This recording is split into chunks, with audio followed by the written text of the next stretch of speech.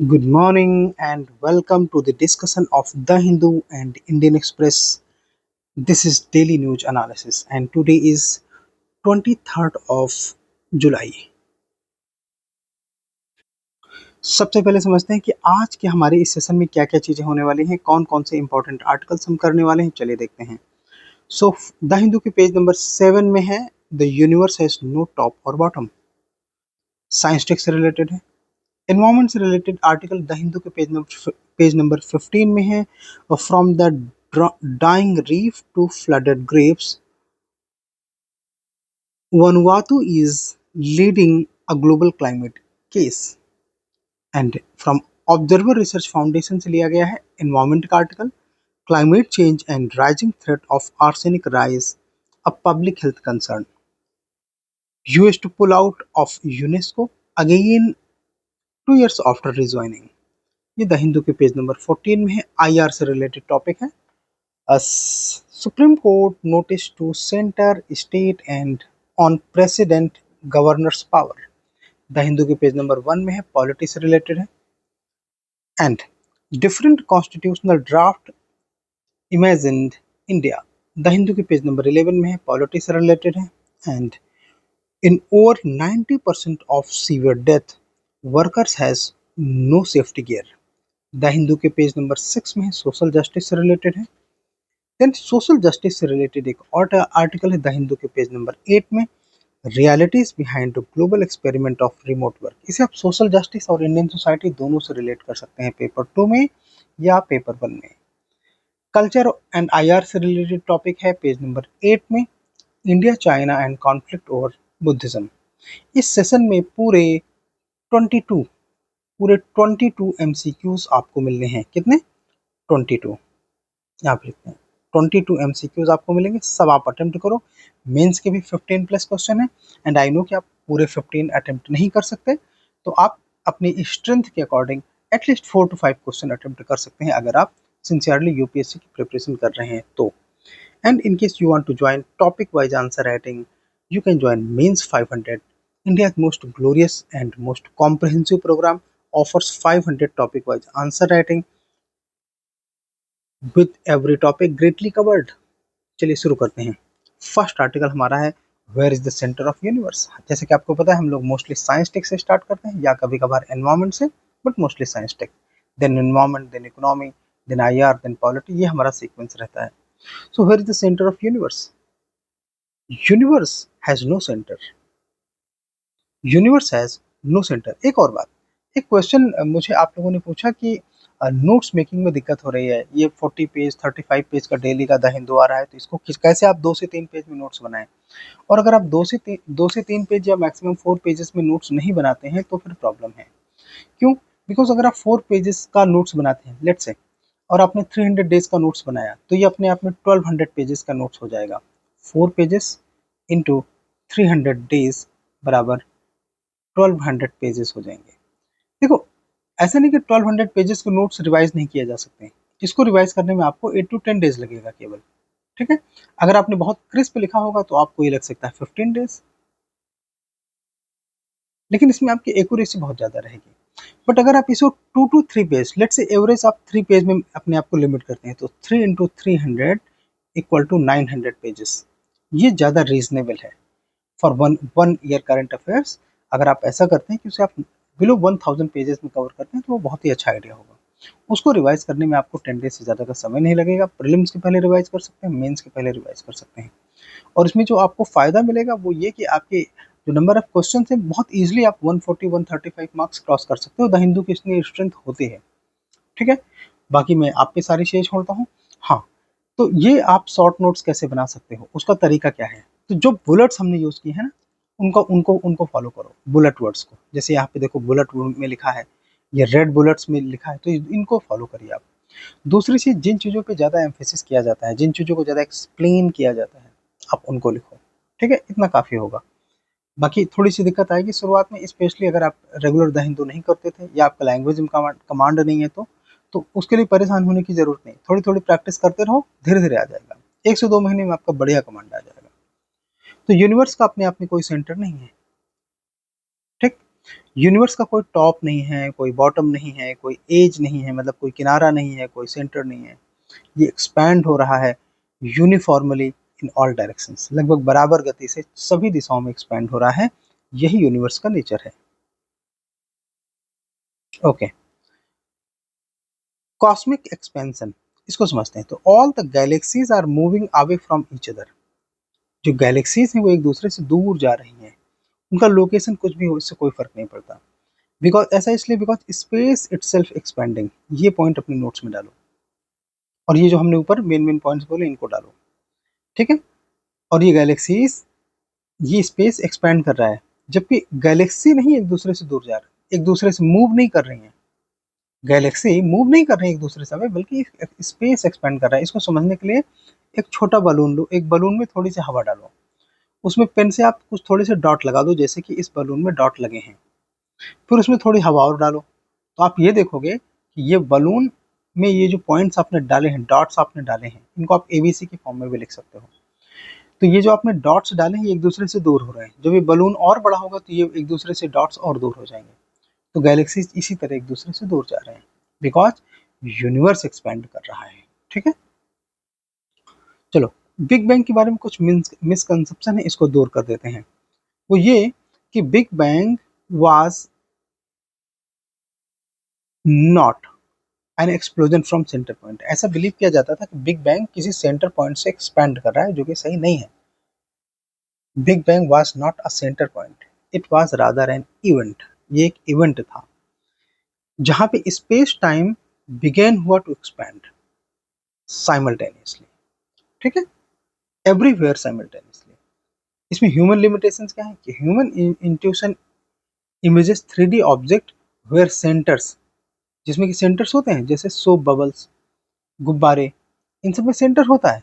तो ह्यूमन की लिमिटेशन ये है कि वो उस तरह से सोचता है। But space time curvature makes such analogy inaccurate.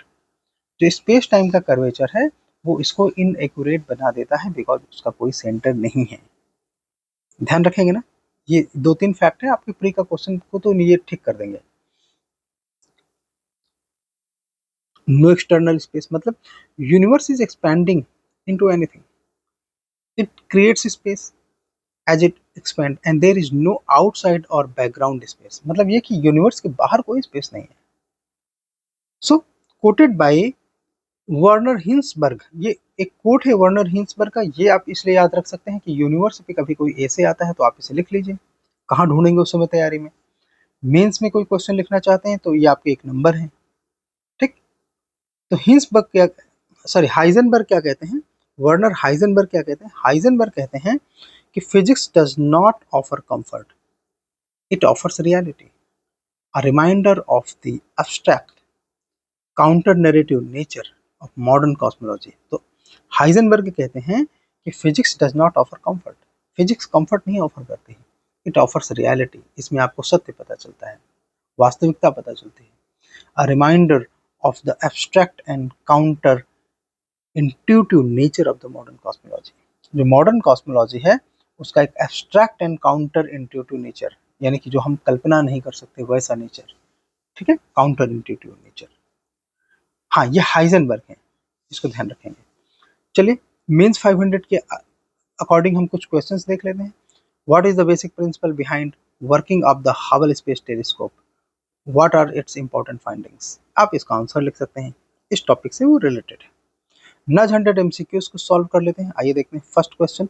और हाँ, आई विल एडवाइस कि आपके क्वेश्चन को पहले अटेम्प्ट करो। अगर आप सिर्फ हमारा आंसर देख के कर रहे हो ना तो आप बहुत कम सीख रहे हो। जब तक आप गलतियां नहीं करोगे तब तक आपके अंदर उन चीज़ों की एक थर्स्ट, एक अर्ज नहीं पैदा होगी कि इसका सही आंसर क्या है। तो इसलिए ज़रूरी है कि जितना टाइम मैं आपको दे रहा हूँ आप उसमें इसको पहले सॉल्व करो बिफोर मी। आई होप आपने अटेम्प्ट कर दिया होगा, अदरवाइज वीडियो को रोको, अटेम्प्ट करो।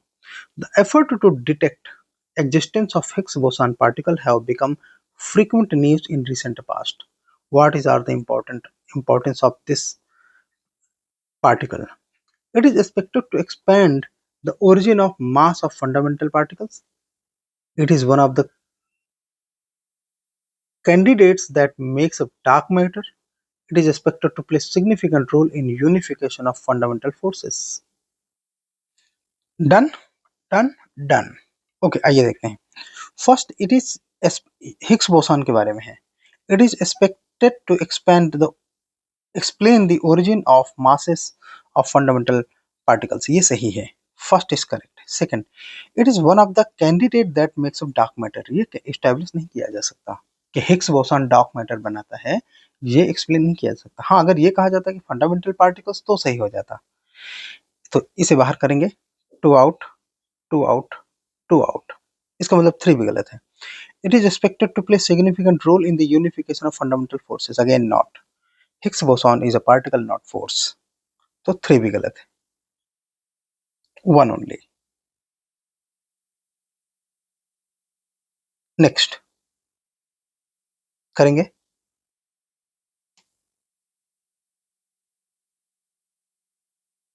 Okay. Recently, scientists discovered the merger of two black holes. What is the significance of this observation? Higgs boson particle were detected? No.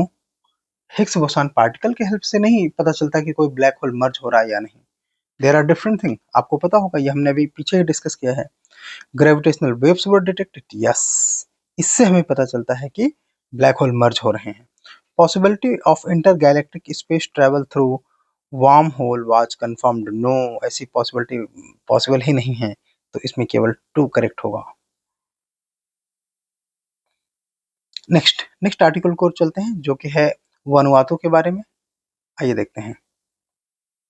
वनुआतुस climate crisis अपने आप में एक इंटरनेशनल अपील है, मैसेज है सबके लिए कि इसे सीखें कि कैसे आइलैंड डूब रहे हैं और पोलर आइस मेल्ट हो रही है। चलिए देखते हैं। Environmental collapse of in Vanuatu. Vanuatu's coral reef is one of the vibrant and now destroyed due to cyclone Pam in 2015। Cyclone पैम इन 2015, इसकी वजह से ये कोरल रीफ्स डिस्ट्रॉय हो गए हैं। इसके अलावा crown of thorns starfish invasion, starfish के इन्वेजन के कारण। थर्ड रीजन क्या है? Back to back cyclone. And fourth reason ये है अर्थक्वेक इन 2014 24 ऑफ 7.3 मैग्नीट्यूड। तो वनुआतु की सिंकिंग के पीछे रीजन है, या उनके जो रीफ्स हैं वो खत्म होने के, डिस्ट्रॉय होने के पीछे रीजन ये आपके सामने है। अब आप इसको ये ध्यान रखना कि आप इसकी हेल्प से प्री में क्वेश्चन ठीक कर लेना। तो ये 4 फैक्टर्स आपको पता होना चाहिए। अब हम चलते हैं इसके बैकग्राउंड के बारे में, इसके बेसिक्स के बारे में। Rising sea level and coastal threat. तो सिंस 1993 जो सी लेवल है वनुआतु का, वो 6 पर ईयर के रेट से बढ़ रहा है, राइज हो रहा है। ये हायर देन ग्लोबल एवरेज है। ग्लोबल एवरेज आई थिंक 2 होगा, एक बार कंफर्म करना चाहिए। तो वनुआतु का जो सी लेवल राइज है वो 6 पर ईयर है। इसकी वजह से डिस्ट्रॉय होने की चांसेस तो तभी से थे, 1993 से। फिर इसके बाद होता है इसमें टेक्टोनिक अपलिफ्ट, जिसने इस रेट को डबल कर दिया। कहाँ पे? सम एरियाज में। टेक्टोनिक अपलिफ्टमेंट के कारण ये और तेजी से सिंक करने लगे। कोस्टल कम्युनिटीज ये अपने आप में सॉल्ट वाटर इंट्रूजन फेस करने लगी, इरोजन फेस करने लगी, एंड रिलोकेशन करना पड़ा इन थ्रेट्स के चलते। इसका इम्पैक्ट डेली लाइफ में क्या हुआ? तो education disrupted, food security at the risk, and 70% population depends on small scale agriculture. तो इन ये तीनों तरह के थ्रेट्स हैं। स्मॉल एग्रीकल्चर को थ्रेट है, food security at the risk because crops like cassava, banana, tarot ये सब डिस्ट्रॉय हो रहे हैं। इसके अलावा एजुकेशन डिसरप्टेड, तो जो बच्चे हैं वो टेंट्स में रहते हैं due to cyclone and earthquake damage. तो वो टेंट्स में रहते हैं और टेंट्स में ही स्टडी करते हैं, कैसे स्टडी हो पाएगी? So Vanuatu is an at International Court of Justice. अब ये आईसीजे गया, ICJ advisory opinion being sought by Vanuatu supported by 130 plus countries. 130 से ज्यादा देशों ने इसमें सपोर्ट किया। इसका एम क्या था? लीगल ऑब्लिगेशन डिफाइन करना कंट्रीज का, सो दैट कि वो क्लाइमेट चेंज को एड्रेस करें। बिकॉज पोल्यूशन करता है कोई है, सफर कर रहा है कोई और। And Vanuatu seeks accountability of major polluters, जैसे कि China, US, western countries and of course India also. और उसने एक्सप्लोर किया कि क्लाइमेट जस्टिस जैसी कोई चीज होती है, कि अगर पोल्यूशन कर कोई और रहा है तो उसकी सफरिंग किसी और को क्यों मिल रही है। इसलिए उसने अकाउंटेबिलिटी फिक्स करने की बात की। हालांकि ये अपने आप में लीगली बाइंडिंग नहीं है, but may save the future international climate law. ICJ ने यहाँ पे जो रिकमेंडेशन दी हैं वो लीगली बाइंडिंग नहीं है, ये भी हमें याद रखना है प्रीलिम के लिए। Push for ecocide, ecocide and international crime. One बात देखो, इको का मतलब एनवायरमेंट, साइड का मतलब मर्डर, यानी कि एनवायरमेंट लेड मर्डर। तो ये अपने आप में इकोसाइड वर्ड प्री में पूछा जा सकता है कि इकोसाइड यहाँ पे क्या रेफर करता है, किसके रेफरेंस में है। तो Vanuatu seeks recognition of ecocide under international criminal court, environmental destruction as a crime. इस तरह से वो एनवायरमेंटल डिस्ट्रक्शन को एक क्राइम के तौर पर देखता है। नेक्स्ट, इन तुवालू, ये भी एक आइलैंड है। One third of the population seek climate migration visas. Tuvalu में एक तिहाई पॉपुलेशन मांग कर रही है कि उसे क्लाइमेट से जो अफेक्टेड हैं वो क्लाइमेट माइग्रेशन के लिए वीसा मांग रहे हैं कि क्लाइमेट के रीजन से जो लोग माइग्रेट कर रहे हैं उनको वीसा दिया जाए ताकि वो दूसरे कंट्रीज में सेटल हो सकें। नाउरू, ये भी एक आइलैंड कंट्री जो कि सिंक हो रहा है। ये सेल कर रहा है passport to fund potential relocation plans. ठीक है, यहाँ पे पासपोर्ट बेचे जा रहे हैं सो दैट कि पोटेंशियल रेलोकेशन प्लान को फंड किया जा सके, मतलब ये कि नाउरू के लोगों को कहीं और सेटल कराया जा सके। अब इससे रिलेटेड हमारे पास कुछ क्वेश्चंस हैं जो कि एनवायरनमेंट से रिलेटेड हैं। ये क्वेश्चंस के आपको आंसर करनी चाहिए। ठीक है, ये ये यूपीएससी 2023 में आया हुआ क्वेश्चन है, पीवाईक्यू है, तो आप इसको थोड़ा ज़्यादा सीरियसली ले सकते हैं, है ना। एंड ये प्रैक्टिस क्वेश्चन है मेंस 500 के द्वारा जो सजेस्ट किया जाता है। तो आप इन क्वेश्चंस के आंसर लिखेंगे and you will be helped. ये 2021 का पीवाईक्यू है, ये 2019 की पीवाईक्यूज हैं जो कि ऐसे टॉपिक से डिफरेंट डिफरेंट पेपर्स में आ रहे हैं। देखिए, ये क्वेश्चन आपका आया था GS1 में, मतलब ज्योग्राफी में एनवायरमेंटल क्वेश्चन डाल दिया। यहाँ पे ज्योग्राफी में क्वेश्चन था, ये पेपर 3 में आया था, तो ये एनवायरमेंट का प्योरली क्वेश्चन है। तो इस तरह से पीवाईक्यूज ऐसे टॉपिक पे बैक टू बैक आ रहे हैं। ये दिखाता है कि यूपीएससी इन चीज़ों में कितना ज़्यादा सेंसिटिव है। अब इस चीज़ की तैयारी करने के लिए आप इन पॉइंट्स को थोड़ा सा ध्यान में रख सकते हैं आंसर राइटिंग के पहले। इन चीज़ों को पहले तैयार कर लीजिए अच्छे से, इसके बाद आंसर राइटिंग करिए। ठीक है, अच्छे से तैयार कर लीजिए इन पॉइंट्स को, इसके बाद आंसर राइटिंग करेंगे तो उसमें आपको फायदा मिलेगा। नज 100 MCQ जरा चेक करते हैं, अब कुछ प्रीलिम्स के क्वेश्चन भी देखते हैं। तो ऊपर हमने 2 क्वेश्चन देख लिए हैं, ये थर्ड क्वेश्चन है। विच of the following statement about Vanuatu recent climate action is correct. इनमें से कौन से वनुआतू के बारे में स्टेटमेंट करेक्ट हैं। तो मैं आपको थोड़ा सा टाइम दूंगा, आप इसे अटेम्प्ट करो। डन, वीडियो पॉज करो, अटेम्प्ट करो पढ़ के, तो पता चलेगा ऊपर जो पढ़ा है तुमने वो सीखा है कि नहीं, ये बात सीरियस है। चलिए तब तक साथ में हम पढ़ते हैं, और आप उससे पहले कमेंट कर देना, अदरवाइज वीडियो रोक देना, अपने आप को चेक करो। Vanuatu has approached the International Court of Justice for legally binding ruling on climate responsibilities. तो लीगली बाइंडिंग रूलिंग नहीं है। ठीक है, पहला गलत, पहला गलत मतलब टू ओनली सही है। ठीक है, फिर भी हम दूसरे चेक कर लेते हैं। Vanuatu support recognition of ecocide as a crime under environmental law. ये ठीक है। Rising sea level around Vanuatu are below the global average. No, it is more than global average, तो ये तीसरा गलत है। ठीक है, केवल दूसरा आंसर सही है, second only. Fourth, no fourth नहीं है, नेक्स्ट आर्टिकल को चलेंगे। नेक्स्ट आर्टिकल हमारा है, यूएस ने यूनेस्को से फिर खुद को बाहर कर लिया। 2 साल पहले ज्वाइन किया था बाइडेन गवर्नमेंट ने, इसको फिर से बाहर कर लिया गया है ट्रंप के द्वारा। क्या कारण है जरा समझते हैं सब कुछ एक एक करके इस आर्टिकल में। तो इसका कारण क्या है, क्यों यूएस बार बार यूनेस्को से पुल कर रहा है। हुँ? इसका हम सबसे पहले कारण समझते हैं। ये तारीखें तो इंपॉर्टेंट नहीं, सेकंड टाइम थर्ड टाइम ये काम का नहीं है। वापस आते हैं अपने मेन चीज पे। तो यूएस के रीजन क्या है जो उसने आर्गुमेंट सॉर्ट बताए हैं, तो वो है कि वो देखता है कि यूनेस्को एंटी इजराइल रेटोरिक को प्रमोट कर रहा है, ऐसा यूएस का कंप्लेन है यूनेस्को पर। हम इन चीजों पे बिलीव ऐसे नहीं करते। इसके अलावा यूएस कहता है कि यूनेस्को डिविसिव कल्चरल एजेंडा चला रहा है, विभाजनकारी एजेंडा। और यूनेस्को ने पैलेस्टीन को एक मेंबर स्टेट के तौर पर एक्सेप्ट कर लिया है। ये बात अमेरिका की फॉरेन पॉलिसी के अगेंस्ट है। इन 3 ग्राउंड्स के चलते यूएस ने यूनेस्को से विड्रॉ किया है। कुछ ग्लोबल रिएक्शन समझते हैं।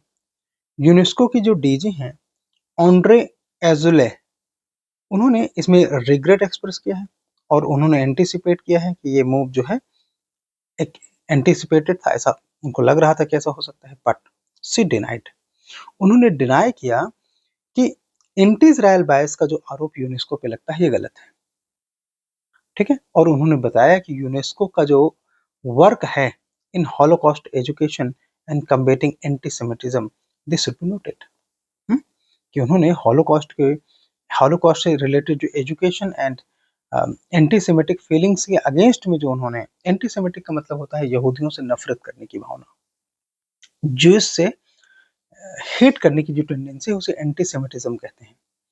तो यूनेस्को ने ऐसे नफरती एजेंडों को कम्बेट करने में जो रोल प्ले किया उसको कहते हैं कम्बेटिंग एंटीसेमिटिज्म, ठीक। चलो आगे देखते हैं। US is a significant contributor to UNESCO's budget, इसलिए ये मैटर करता है। डिस्पाइट फाइनेंशियल इम्पैक्ट, यूनेस्को ने कहा कि it is prepared to cope, वो इन चीजों से ओवरकम करने के लिए तैयार है। And it reflects broader US scepticism towards multilateral institutions under certain administration, मतलब डोनाल्ड ट्रंप की बात हो रही है कि ये डोनाल्ड ट्रंप की पॉलिसी पहले से रही कि जो मल्टीलैटरल इंस्टीट्यूशन है उसके लिए थोड़ा सा स्केप्टिक रहना ये नया नहीं है।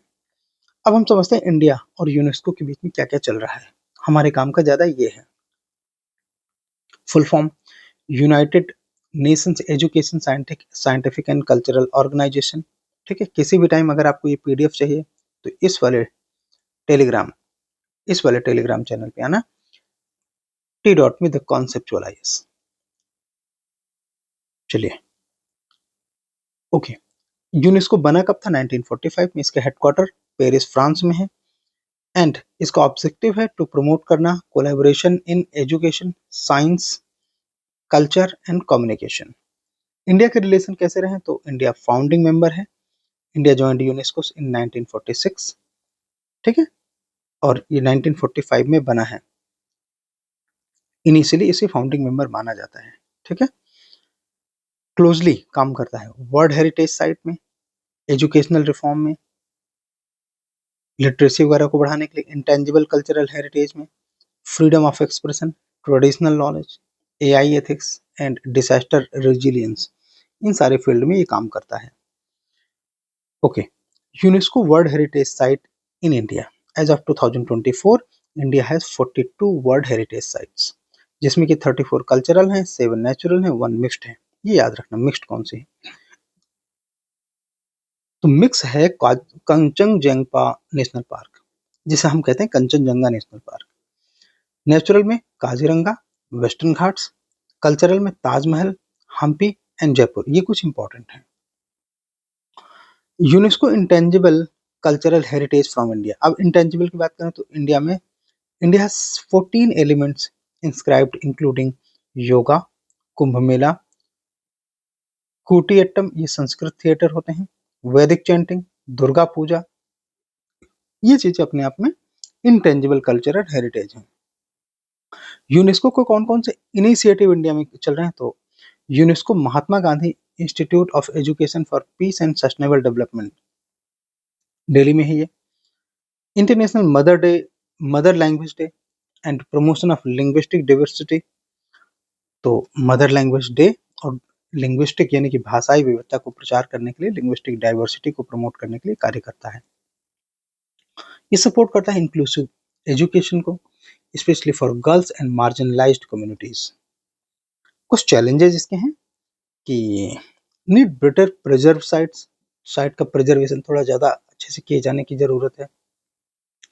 पोल्यूशन फेस कर रहे हैं ये साइट्स और इंक्रोचमेंट भी है, जिसकी वजह से यूनेस्को साइट्स इंडिया में थ्रेट फील कर रहे हैं।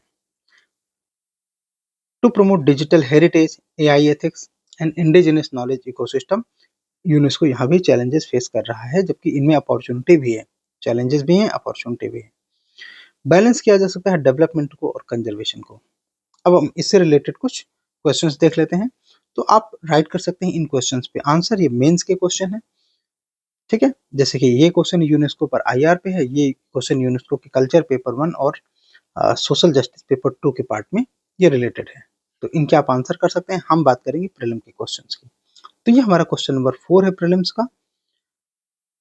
Which of the following statement about the US withdrawal from UNESCO is correct? कौन कौन से फैक्ट करेक्ट हैं यूएस के विड्रॉल से, कि यूएस ने जो यूनेस्को से अपनी मेंबरशिप विड्रॉ की है उसमें ये कौन कौन से स्टेटमेंट करेक्ट है? US cited Palestinian admission as UNESCO's member one of the reason for its, हाँ ये एक रीजन है, ये हमने देखा ऊपर। दूसरा, this marks the first time US withdrawal of US from UN body, no not first time. UNESCO से ही वो एक बार पहले विड्रॉ कर चुका है, 2 साल पहले उसने दोबारा ज्वाइन किया था। यूनेस्को का जो हेडक्वार्टर है वो जिनेवा में नहीं है, ये पेरिस में है। तो केवल एक सही है बस। चलिए question number 5, which of the following is are the UNESCO world heritage site in India? Kaziranga national park, Nalanda Mahavihara, Sundarbans, Meenakshi temple Madurai. तो देखो काजीरंगा है, नालंदा है, सुंदरबन है, मीनाक्षी नहीं है। तो 1 2 3 इसका आंसर होना चाहिए। 1 2 3 is the answer.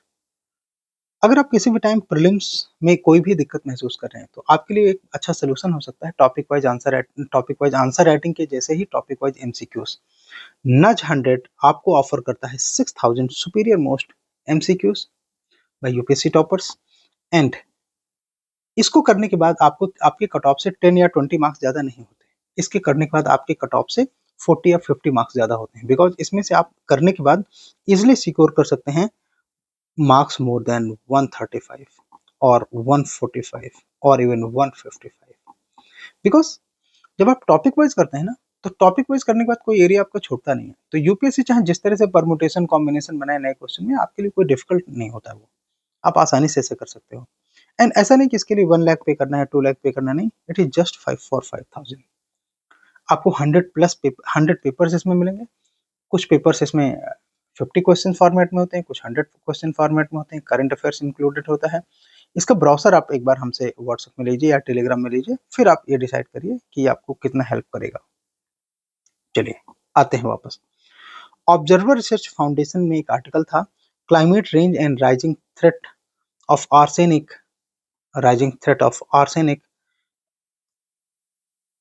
In rice अब पब्लिक हेल्थ कंसर्न है। कैसे है आइए समझते हैं। आर्सेनिक कंटामिनेशन ऑफ इंडिया, ये इस आर्टिकल का पार्ट हो सकता है। ये आर्टिकल का ये जो मेन क्रक्स है वो ये है। इसका रिलेवेंस क्या है, तो arsenic detected in all rice samples in US over 25% exceed FDA limits. यानी कि यूएस में जितने इंडिया से राइस एक्सपोर्ट होते हैं उन सब में आर्सेनिक कंटामिनेशन देखा गया है, जो कि फूड ड्रग एसोसिएशन की जो रिकमेंडेशन उससे 25% ज्यादा आर्सेनिक कंटामिनेशन है राइस में।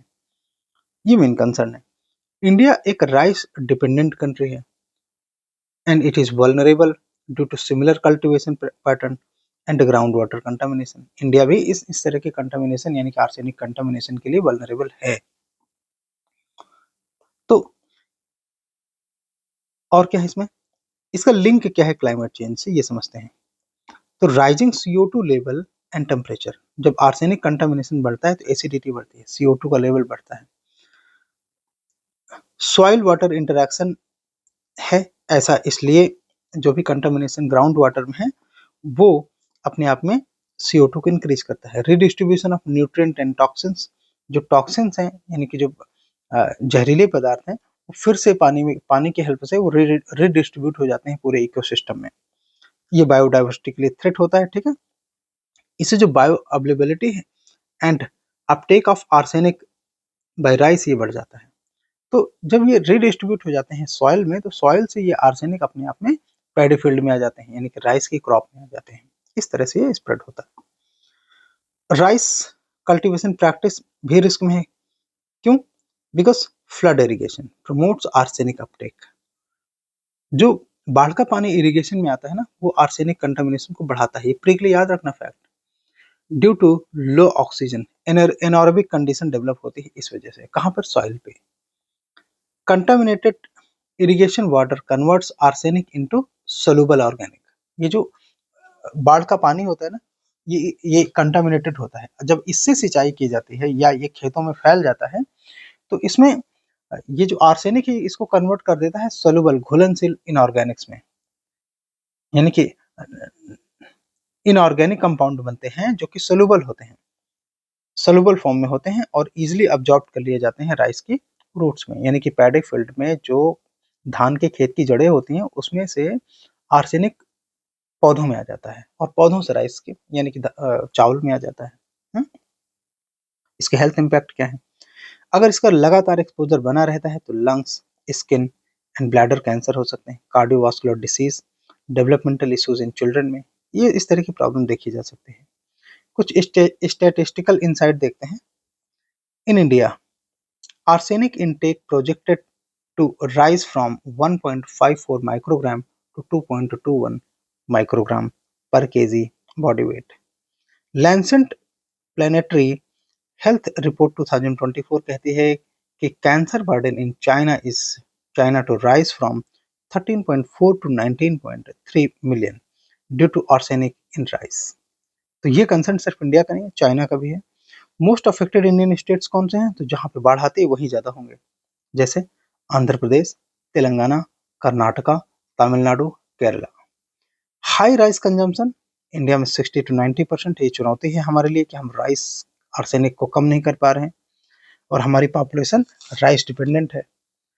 Prevalence of arsenic rich ground water, हमारे ग्राउंड वाटर में आर्सेनिक ज़्यादा है और यूज ऑफ फ्लड इरिगेशन के ज़्यादा होने के कारण भी इस तरह की दिक्कतें हैं। कुछ रेगुलेटरी गैप्स देखते हैं। No binding arsenic limit in rice India, India में कोई बाइंडिंग नहीं है, बाइंडिंग मैकेनिज्म नहीं है जो आर्सेनिक की लिमिट्स को कम कर सके। कोडेक्स एलिमेंटेरियस एफएओ का एक मैकेनिज्म है जो लिमिट करता है 0.2 माइक्रोग्राम पर KG arsenic in polished rice, often exceeded in Asia. Asia में आपको पता है 0.2 mg नहीं है, it is more then 2 mg, है ना। चाइना के केस में जैसे हमने देखा था तो ये 10 टाइम्स ज्यादा है जितना परमिसिबल लिमिट है, जितना परमिसिबल लिमिट है उससे 10 गुना ज्यादा है। ईयू एंड यूएस ने ये स्टैंडर्ड बनाए हैं, ठीक है, for infant serial and baby food. India में ये भी नहीं है कि जो बच्चों के खाने होते हैं ना उसमें भी इस तरह के कोई पैरामीटर नहीं है, जबकि यूरोपियन यूनियन और अमेरिका में इस तरह की चीजें हैं। बच्चों को तो मत खिलाओ आर्सेनिक, ये उनका कहना है। कुछ रिकमेंडेशंस और सॉल्यूशंस देख लेते हैं। तो अल्टरनेटिव वेटिंग एंड ड्राइंग करने से आर्सेनिक कंटामिनेशन घटता है। लो आर्सेनिक राइस वैरायटीज प्रमोट करना चाहिए, सॉइल अमेंडमेंट्स करना चाहिए सिलिकॉन एंड आयरन की हेल्प से। टेक्नोलॉजी का यूज कर सकते हैं, इंटरनेट ऑफ थिंग टाइप के सेंसर, मशीन लर्निंग का यूज कर सकते हैं जो आर्सेनिक को डिटेक्ट कर सकें और फोरकास्ट कर सकें जोन्स को, कहाँ कहाँ पे आर्सेनिक कंटामिनेशन ज़्यादा है उनको कैसे कम किया जाए। फील्ड टेस्टिंग किट अप्लाई की जा सकती है, पैकेजिंग, क्यूआर कोड्स जो कि कंज्यूमर्स के लिए अवेलेबल होने चाहिए, उससे पता चल जाएगा कि हाँ पैकेज में कितना आर्सेनिक है ताकि कंज्यूमर खरीदना चाहे खरीदे, ना खरीदना चाहे ना खरीदे, है ना। जो पैक्ड राइस मार्केट में मिलता है ये उसके उसके लिए है, उसमें क्यूआर कोड्स लगाए जा सकते हैं पैकेजिंग के ऊपर। कंज्यूमर लेवल्स, तो कुकिंग प्रैक्टिसेस चेंज किए जानी चाहिए, जैसे चावल को धोना, एक्सेस बॉइलिंग बॉइलिंग वाटर। इसके अलावा पब्लिक अवेयरनेस कैंपेन किया जा सकता है जैसे आर्सेनिक रिस्क को कम किया जा सके और राइस सेफ्टी को बढ़ाया जा सके। पॉलिसी रिकमेंडेशंस कुछ जैसे कि एक एक पॉलिसी बनाई जा सकती है जो कि बाइंडिंग कर दें आर्सेनिक लिमिट को राइस में, कि राइस में कितने ज़्यादा से कितने, कम से कम मतलब अधिक से अधिक कितना आर्सेनिक हो सकता है राइस में, ये बाइंडिंग बना दिया जाए। एफएसएसआई ड्राफ्ट करना चाहिए national road map for climate resilient rice cultivation. ये काम तो एफएसएसआई ही कर सकती है कि वो ऐसे नियम बनाए और ये सुझाव तो सच में इम्पैक्टफुल हो सकते हैं। इसके अलावा integrated arsenic mitigation national food security mission के अंतर्गत किया जा सकता है, इंटीग्रेटेड आर्सेनिक मिटिगेशन। नेक्स्ट, अब इससे मेंस के रिलेटेड कुछ क्वेश्चंस हैं आपके पास, आप इनको अटेम्प्ट कर सकते हैं। ओके, प्री के क्वेश्चंस हम यहाँ पे देखते चलते हैं। Which of the following factors increase arsenic uptake in India? Uptake in rice cultivation. Rice cultivation में arsenic uptake कौन इनमें से बढ़ाता है? तो upland cultivation no, flooded paddy field yes, organic manure no, drip irrigation no, तो B answer है। हाँ, कोडेक्स एलिमेंटेरियस के हिसाब से अपर लिमिट क्या है इनऑर्गेनिक राइस कंपाउंड की, सो इट इज 2 माइक्रोग्राम पर केजी। ये mg क्यों लिखा है, 2 माइक्रोग्राम है, हटाओ इसको, इसको ठीक कर लो, ये गलत है, 2 माइक्रोग्राम है।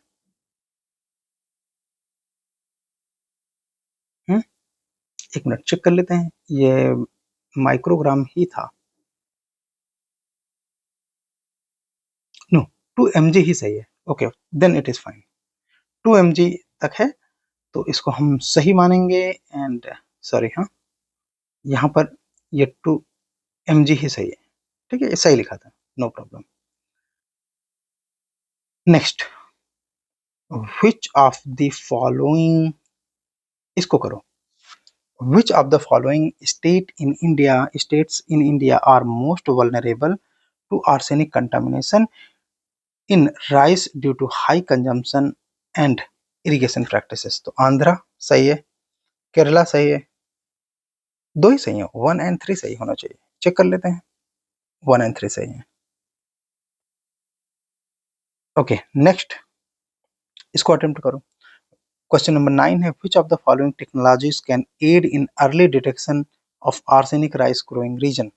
IoT बेस्ड सेंसर, यस, इसको 1 2 3 4 समझिए, ठीक है ना, ये टाइपिंग एरर है, 1 2 3 4, तो 1 2 3 4, okay, so IoT based sensor yes, machine learning yes, blockchain and CRISPR के बारे में रेफरेंस नहीं है, so answer must be 1, yes. Presidential reference on governors power, अभी ये CJI BR गवई ने कुछ रेफरेंस दिया है कि गवर्नर की पावर को किस तरह से मैनेज किया जाना चाहिए under article 143 of the constitution, and ये स्टेट और सेंटर दोनों को भेजा गया है, ये रेफरेंस आइए देखते हैं, और इसको इसमें इशू क्या रेज किया गया है सबको समझेंगे।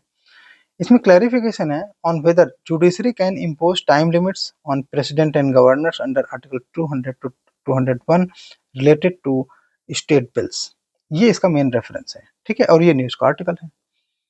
आर्टिकल 200 एंड 201 कहते क्या है, आर्टिकल 200 एंड 201, 200 कहता है कि powers of governor to assent withhold and reserve of the bill, 201 कहता है कि role of president when bill is reserved for consideration, तो वहां पर रोल प्रेसिडेंट का क्या रोल होगा अगर वो प्रेसिडेंट की कंसिडरेशन के लिए रिजर्व किया गया है। तो presidential concern, no clear constitutional time frame exist for granting और withholding assent, can the court impose such timelines, क्या कोर्ट ऐसी कोई टाइमलाइंस इम्पोज कर सकता है? इसका कोई क्लियर कॉन्स्टिट्यूशनल मैंडेट नहीं है, इसमें कोई क्लियर मैसेज नहीं है कॉन्स्टिट्यूशन में। 8 अप्रैल को सुप्रीम कोर्ट ने कुछ लिमिट फिक्स की थी, जिसमें कि तमिलनाडु गवर्नर RN रवि के बारे में था, जो उन्होंने बहुत सारे बिल्स को ग्रांट होल्ड कर लिया था, जिसे सुप्रीम कोर्ट ने इलीगल करार दिया था गवर्नर के एक्ट को। इसमें नेक्स्ट स्टेप क्या हो सकता है ये हम आने वाले टाइम में देखेंगे। यहाँ पे क्या कह रहा है कि bench issue notice to all state and centre hearing expected in mid of reconvening on July 29, सभी स्टेट्स को ये रेफरेंस दिया गया है कि mid of August hearing expect है, मिड ऑफ अगस्त, और इसे रिकन्वीन जो अभी पहले किया जाएगा वो 29 ऑफ जुलाई को किया जाएगा, फिर मिड ऑफ अगस्त में दोबारा हियरिंग होगी, तो सभी स्टेट्स को नोटिस दिया गया है ताकि वो अपना व्यू पॉइंट इसमें रख सकें। चलो, related issue to the role, वो हाँ रिलेटेड इश्यूज क्या है रोल ऑफ गवर्नर्स में, ये हमारे लिए प्री और मेंस के लिए इंपॉर्टेंट इन्फॉर्मेशन हो सकती है जो कि हमने कॉन्स्टिट्यूशन से निकाला है, देखते हैं। तो पहला इशू हम देखते हैं, सबसे पहले तमिलनाडु का देख लेते हैं।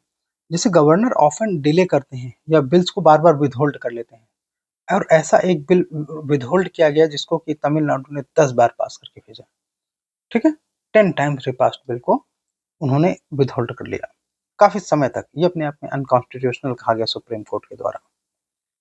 Misuse of discretionary power governor करते हैं, अंडर आर्टिकल 163 गवर्नर्स को कुछ डिस्क्रिशनरी पावर दी गई हैं, और गवर्नर ऑफन इनको मिसयूज करते हैं to stall state government function, उनको डिले करने में, ठीक है, और ये वहां पर ज्यादा देखा गया जहां पर सेंटर की पार्टी से अलग कोई अपोजिशन रोल्ड स्टेट है, वहां पर पॉलिटिकल पार्टीशनशिप, ये गवर्नर को नहीं करना चाहिए, लेकिन governor still doing on behalf of union government, they behave in political manner. जैसे महाराष्ट्र में 2019 में, वेस्ट बंगाल में, ये फ्रीक्वेंट सेंटर स्टेट क्लासेस में देखा गया है कि गवर्नर का रोल था। Reservation of bill for president's consideration under article 200, ये ओवर यूज किया गया, मिस यूज किया गया, ठीक, to stall the progressive state laws. इसके अलावा नो क्लियर टाइम लिमिट, कोई क्लियर टाइम लिमिट नहीं मेंशन होने के कारण ये लेजिस्लेचर को पैरालाइज करता है, स्टेट लेजिस्लेचर को। बिकॉज गवर्नर अगर बिल को होल्ड कर लेगा तो कैसे कोई स्टेट फंक्शन करेगा, उसके लिए लॉ पास करना मुश्किल हो जाएगा। और खास तौर से अननेसेसरी या अनकॉन्स्टिट्यूशनल विद होल्डिंग, वो थोड़ा सा सीरियस है। इन हंग असेंबलीज गवर्नर्स डिस्क्रिशन और ज्यादा इंपॉर्टेंट हो जाता है, और वहां पर कंट्रोवर्सीज एंड ओपैकनेस देखी गई। गवर्नर के जो डिसीजन है वो क्लियर नहीं थे। जैसे कर्नाटका में गवर्नमेंट फॉर्मेशन में 2018 में एंड महाराष्ट्र में 2019 में, जबकि रातों रात गवर्नर्स ने ओथ दिला दी थी और 2 ही दिन बाद वो गवर्नमेंट गिर गई। इसके अलावा डे टू डे एडमिनिस्ट्रेशन में गवर्नर इंटरफेरेंस कर रहे हैं, ऐसा आरोप लगता है। Lack of accountability, governor is appointed by president, serves in his pleasure under Article 156, making this office unaccountable to the state legislature। ये प्रॉब्लम है, स्टेट लेजिस्लेचर के प्रति ये ऑफिस यानी कि गवर्नर का ऑफिस अनअकाउंटेबल पाया गया। सेंट्रलाइज्ड अपॉइंटमेंट प्रोसेस भी इसको थोड़ा सा पैरालाइज करता है। कुछ कॉन्स्टिट्यूशन से रिलेटेड आर्टिकल देखते हैं तो आर्टिकल 153 से 162 ये roles and powers of governors के बारे में है। आर्टिकल 163 गवर्नर को कहता है कि to act in aid and advice of council of minister except when using discretion. And article 200 and 210 कहता है assent of the bill for reservation of the president. कुछ रिकमेंडेशन सरकारिया कमीशन 1988 में कहते हैं गवर्नर शुड बी एपॉलिटिकल, राजनीतिक नहीं होना चाहिए उसे, और गवर्नर को एक्ट करना चाहिए through consultation with chief minister. Punchhi commission 2010 में कहते हैं कि governor should not be removed arbitrarily और उनका फिक्स्ड टेन्योर नीडेड है। सुप्रीम कोर्ट का जजमेंट नवाम रेबिया के केस 2016 में कहा गया governor can not act without aid and advice of convening assembly.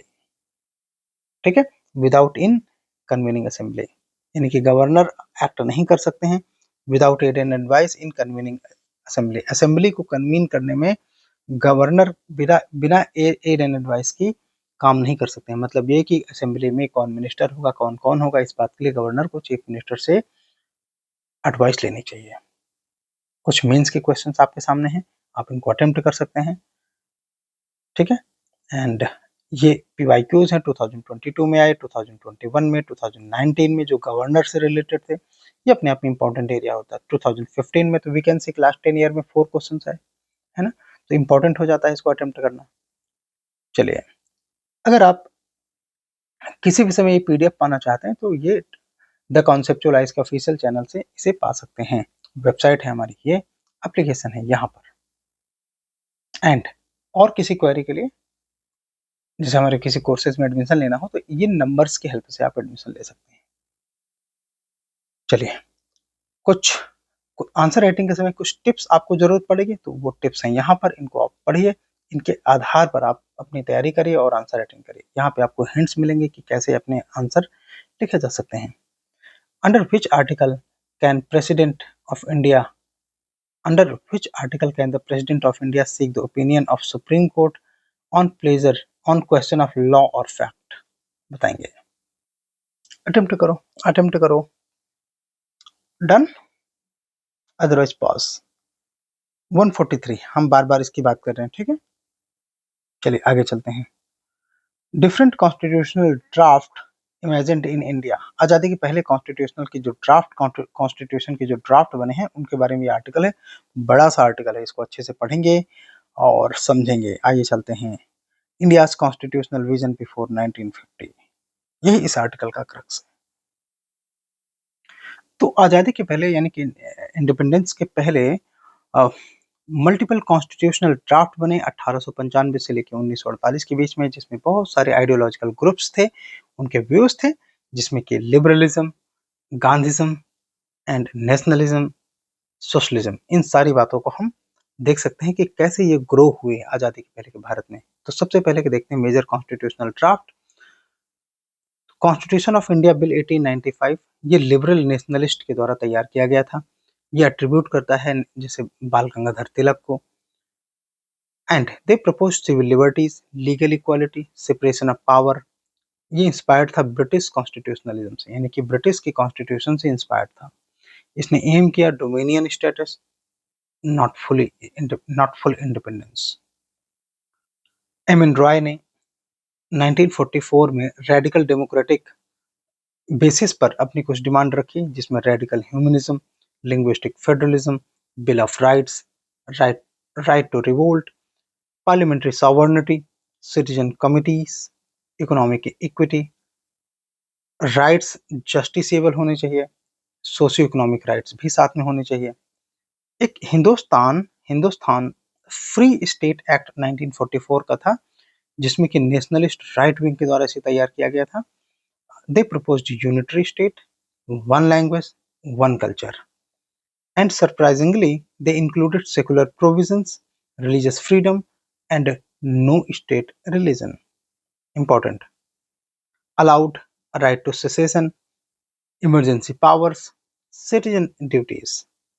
इसके अलावा गांधीयन कॉन्स्टिट्यूशन 1946 का ये डिसेंट्रलाइज और स्पिरिचुअल व्यू पॉइंट को रखता है, एंड श्रीमन नारायण अग्रवाल ने इसे ड्राफ्ट किया था। सो ये विलेज सेल्फ रूल, जिसको ग्राम स्वराज कहा जाता है, नॉन वायलेंस, खादी इकोनॉमी, इन चीजों को प्रमोट करता है।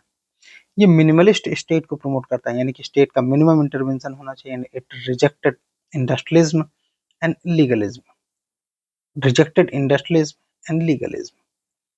इसके अलावा paradoxically included right to bear arms.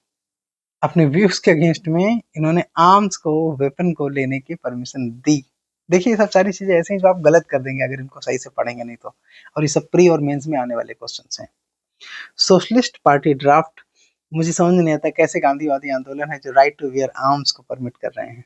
ये तभी तो कुछ हमारे स्टूडेंट्स कहते हैं कि गांधी मिलिटेंट हो गए थे बाद में। चलिए ठीक है। Socialist party draft of 1948, Marxist democratic socialist. इस व्यू में क्या था, ये जेपी ने तैयार किया था। एंड इन्होंने एडवोकेट किया nationalisation, land reform, workers control, economic democracy. इन्होंने क्लास बेस्ड लेजिस्लेचर को सपोर्ट किया, जेंडर इक्वालिटी को सपोर्ट किया, कास्ट एबोलिशन को सपोर्ट किया, economic rights prioritise over civil rights. Economic rights को सिविल राइट्स से ज्यादा महत्व दिया जेपी ने। तो कंपैरेटिव इंसाइट हम एक बार फिर से देख लेते हैं। डेमोक्रेसी, रॉय ने सपोर्ट किया। सेंट्रलाइजेशन, सोशलिस्ट और हिंदुस्तान ने सपोर्ट किया। इकोनॉमिक, इसके अलावा रॉय एंड गांधी ने डिसेंट्रलाइजेशन गांधी ने प्रपोर्ट किया, और एग्रेरियन मिनिमलिज्म भी गांधी ने प्रमोट किया। सोशलिस्ट मॉडल, सोशलिस्ट ने स्टेट सोशलिज्म को सपोर्ट किया, रॉय ने डिसेंट्रलाइज प्लानिंग, डेमोक्रेटिक प्लानिंग को सपोर्ट किया। हिंदुस्तान ने सपोर्ट किया होमोजेनाइजेशन ऑफ नेशनलिज्म। तो ऊपर हम पढ़ चुके हैं, आगे बढ़ेंगे। कुछ मेंस के क्वेश्चन हैं जिनको आप अटेम्प्ट कर सकते हैं यहाँ पर। ये पीवाईक्यू है 2015 2017 की, जो कि अब टॉपिक से रिलेटेड थे। आप इनको यहाँ पे आंसर करो, ठीक है। प्री के कुछ क्वेश्चन साथ में देखते हैं, आइए देखते हैं। Which of the following constitutional draft envisioned citizen committee to ensure grassroots democratic participation? किसने सिटीजन कमेटी को सपोर्ट किया? ठीक, constitution of India bill, Gandhian constitution for free India, constitution of free India by M N Roy. शायद M N Roy ने ही तो citizen committee की बात की थी। आइए देखते हैं। सी यस, चलिए। हाँ, which draft constitution explicitly mentioned a right to secession of the province from union? कौन सा ड्राफ्ट है जो राज्यों को अलग होने की क्षमता देता है कि सेंटर से अलग होना चाहे तो अलग होने? अटेम्प्ट करो। डन, ओके, चलिए देखते हैं। तो ये था हिंदुस्तान फ्री स्टेट एक्ट 1944 का। Which are of the following which among the following draft emphasized non-violence, trusteeship, rural self sufficiency and constitutional values? तो गांधी जी की बातें हैं, गांधीयन होगा। देखते हैं सी है कि नहीं। यस। नेक्स्ट, which 14वां नंबर क्वेश्चन है, which of the following constitutional draft promoted a unicameral legislature composed of representatives from the worker, peasants and intellectuals? इसे आप अटेम्प्ट करिए, ये मैं आपको थोड़ा सा टाइम दूंगा। कौन हो सकता है? थोड़ा सा दिमाग लगाएंगे तो पकड़ लेंगे। सोशलिस्ट पार्टी, जेपी, इस तरह की बातें कर सकते हैं, वर्कर, प्रेजेंट और इंटेलेक्चुअल की। सी आंसर होना चाहिए। चलिए इसमें सीधे आंसर देखते हैं। मैचेस की बात है तो ए का 2 है, यानी कि 1894 का बिल है जो लीगलिस्टिक लिबरलिज्म की बात कर रहा था। बी का 1 यानी कि Gandhian draft rural self sufficiency की बात कर रहा था। सी का 3 यानी कि एम एन रॉय बात कर रहे थे रेडिकल ह्यूमनिज्म की एंड डिसेंट्रलिज्म। एंड डी का 4 सोशलिस्ट पार्टी मार्क्सिस्ट सोशलिज्म की बात कर रही थी। चलिए आगे चलते हैं। And in case you want to clear UPSC in just one attempt, you need heavy marks in from optional. Optional में आपको बहुत सारे नंबरों की जरूरत पड़ेगी और ये मार्क्स आपको दे सकते हैं सोशलॉजी ऑप्शनल। टॉप 10 में हर साल 2 से 3 बच्चे होते हैं।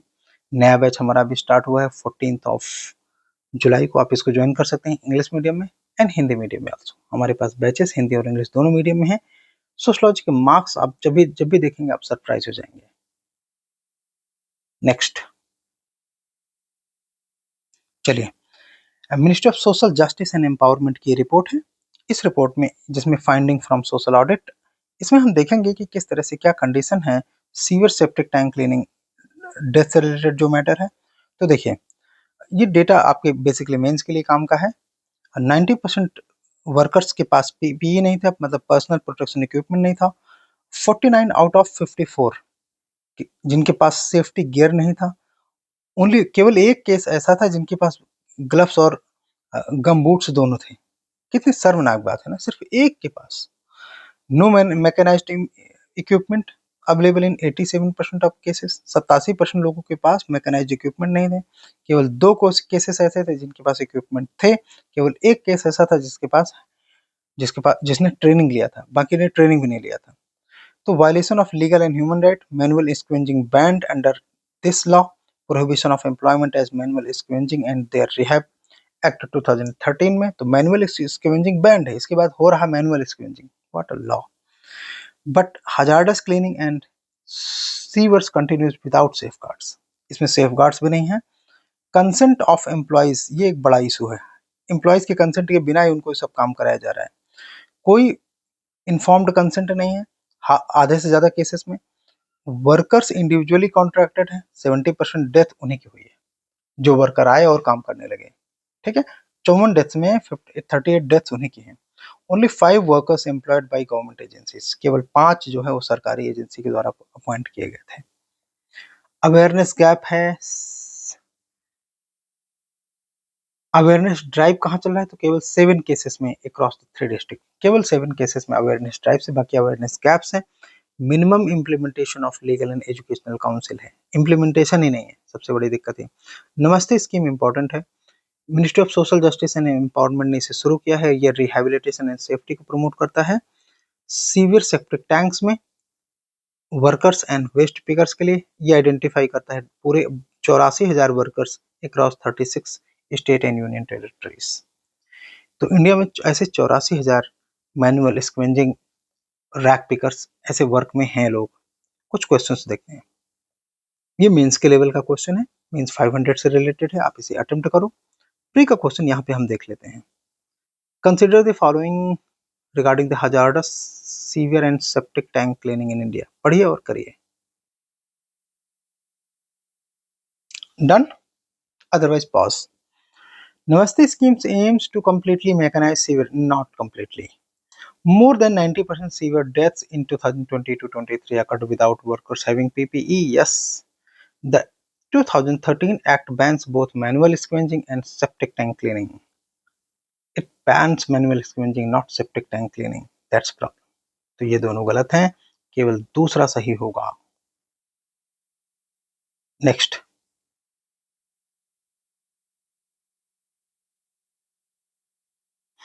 with reference to prohibition of employment as manual scavenger and the Rehab Act 2013, consider the following statements.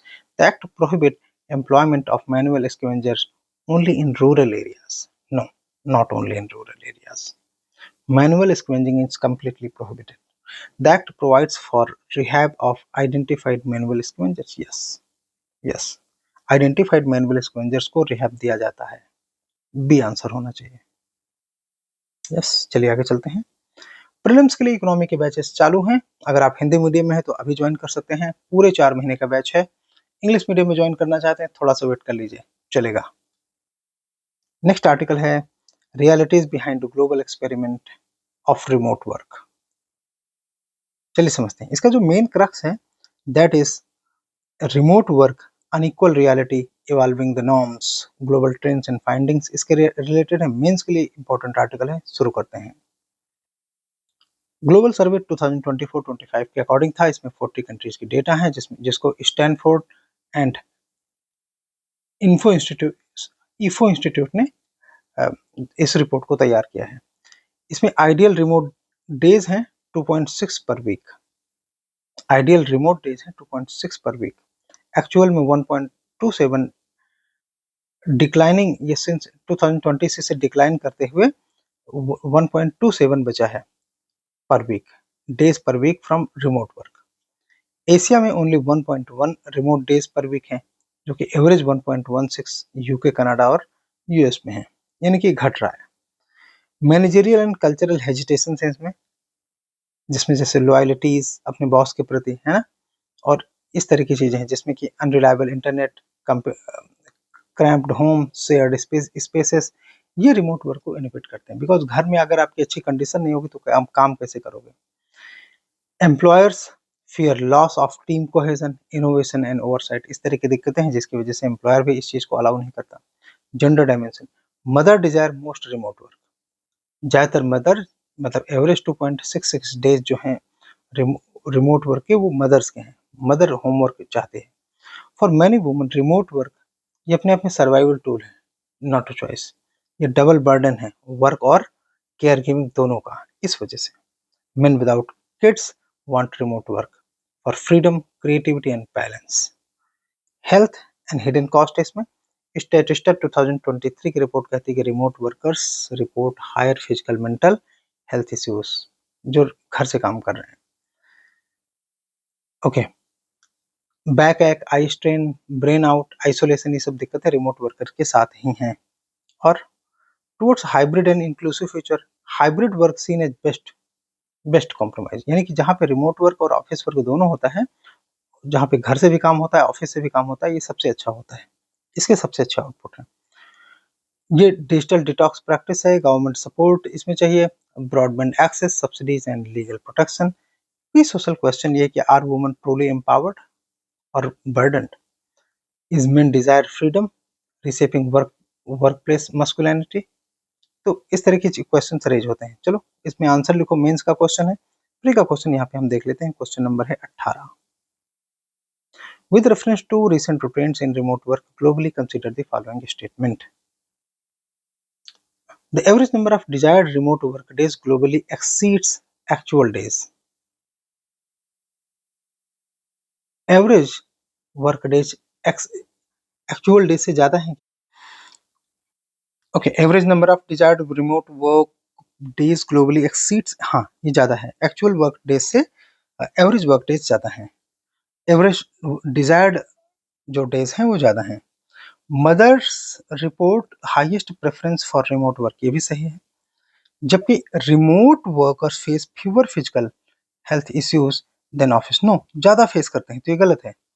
Third wrong, third wrong, third wrong. 1 is the answer. A is the answer. 19. Remote work increase digital isolation, mental fatigue. ये सही है. Remote work are protected under uniform global digital labour policy. No, ऐसा कोई law नहीं है. 1 सही केवल. हाँ, ये हमारा लास्ट आर्टिकल है, China India and conflict over Buddhism. तो बुद्धिज्म को लेकर चाइना बड़ा सतर्क है. India China context over Himalayan Buddhism. Spiritual geopolitics से लेकर बात शुरू करेंगे। ये पॉइंट नंबर 1 होना चाहिए, तो थोड़ा सा ये सब टाइपिंग एरर है, आप इन पॉइंट्स पे ध्यान ना दो, सबसे अच्छा। ठीक है, जियोपॉलिटिक्स क्या है? Buddhism once a real realm of peace is now geopolitical chessboard.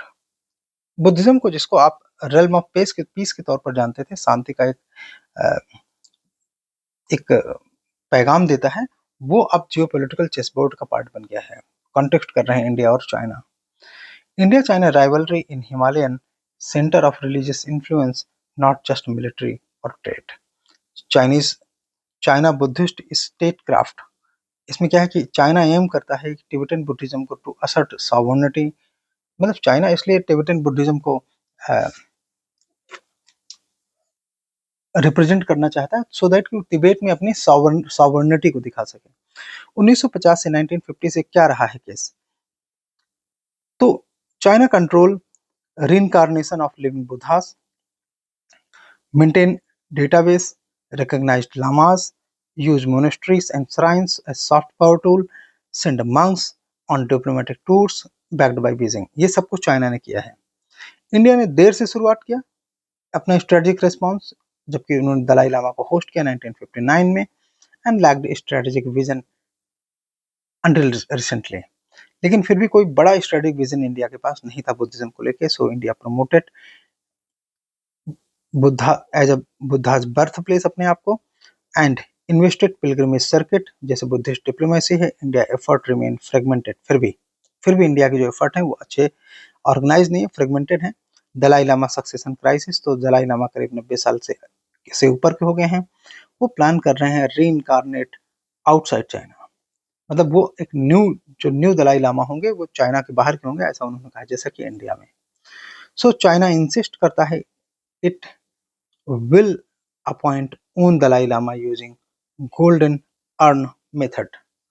ये गोल्डन अर्न मेथड किसके लिए है? तो ये अपना दलाई लामा जो इंसिस्ट करना चाहता है चाइना, उसके लिए है। So likely result, to rival Dalai Lama भविष्य में हो सकते हैं, जो टिबेटन बुद्धिज्म को या हिमालयन बुद्धिज्म को डिवाइड कर सकते हैं। इसमें जियोपॉलिटिकल इम्प्लीकेशंस होंगे। ये अफेक्ट करेगा एलिजेंस इन लद्दाख, अरुणाचल प्रदेश, सिक्किम, भूटान और नेपाल में। इसलिए इंडिया में नया बुद्ध लामा अगर होता है तो वो कहीं ना कहीं इस चीज को बैलेंस भी करेगा। चाइना ने बैक किया Buddhist group like Dorje China backs Buddhist group like Dorje Shugden and invest in Lumbini Nepal में to gain influence. Even internal sectarian rivalries हैं टू कैंप्स में to become proxy context between India and China. Soft power and hard power, इसका इसमें दोनों का role है। And implication इसके लिए इंडिया की क्या होंगे, हम दोनों बातें समझते हैं। तो सॉफ्ट पावर पहले देखते हैं। तो हिमालयास रिलीजियस रीजन्स, ये अपने आप में स्ट्रेटेजिक एडवांटेज देता है। मोनेस्ट्री शिफ्टिंग लॉयल्टीज, ये अपने टेरिटोरियल और पॉलिटिकल लॉसेस को रिड्यूस करता है। And Buddhist diplomacy now rivals military posturing, ये भी अपने आप में इंपॉर्टेंट होता चला जा रहा है। इसके लिए इम्प्लीकेशन इंडिया में क्या होंगे? So India hosting next Dalai Lama अगर, तो ये अपने आप में डिप्लोमेटिक अपॉर्चुनिटी देगा स्ट्रेटेजिक रिस्क पर, but most balance moral support, hard strategic planning in borderland country and identity. ये दोनों इम्प्लीकेशन इसके होंगे। प्री के कुछ क्वेश्चंस देख लेते हैं, पीवाई क्यों है ये। तो बुद्धिस्ट से रिलेटेड पीवाई क्यों है? स्थाविरवाद बिलोंग टू महायाना बुद्धिज्म, बताएंगे। आप लोग इसे पढ़िए, अटेम्प्ट कीजिए। ये पीवाईक्यूज हैं, तो पीवाईक्यूज आप करने में ज़्यादा सक्षम होंगे ऐसा हम मानते हैं, बट उसके पहले आप इसको सही से अटेम्प्ट करिए, अच्छे से पढ़िए, अटेम्प्ट करिए। I will give you sufficient time so that आप इसमें अपनी परफॉर्मेंस दिखा सकें कि आपने पीवाईक्यूज पहले देखे हैं कि नहीं। अगर देखे हैं तो इसे सॉल्व करें। ठीक, चलिए। Sthaviravadins belongs to Mahayana Buddhism? No, ये हीनयाना सेक्ट है। Lokottaravadi sect was offshoot of Mahasanghika sect, ये सही है। Next, the deification of Buddha by Mahasanghika fostered the Mahayana Buddhism, ये भी सही है। तो इस तरह से 2 and 3 सही होने चाहिए, 1 is not correct. Next, with reference to the art and archaeological history of India, which among the following was made earliest, इनमें सबसे पहले कौन बना? तो इसमें सबसे पहले बना rocket elephant of Dhauli. Next, ये PYQ 2016 का है। सीधे आंसर की बात करेंगे, which of the following statement is are true about fundamental duties of Indian citizen? तो ये ए सही है। Legislative process have been provided to enforce these duties, मतलब लॉ के माध्यम से ड्यूटी करी गई हैं। They are correlative to legal duties? No, no they are not correlative. So उनको इन्फोर्स करना स्टेट की पॉलिसी हो सकती है। कुछ मेंस के क्वेश्चन हैं 21 में, 23 में, 19 में, ये 2023 में, 21 में, 19 में मेंस के कुछ क्वेश्चन आए थे 2018 में। एंड इन केस आप ज्वाइन करना चाहते हैं topic wise answer writing, you can subscribe mains 500 in single payment. You required just to pay only 12,000 not 15,000 in one pay, and आप इंस्टॉलमेंट में 15,000 पे कर सकते हैं। चॉइस आपके हैं। Mains 500 topic wise answer writing के साथ ही हम अपनी बात समाप्त करेंगे। Thank you so much and have a great day ahead.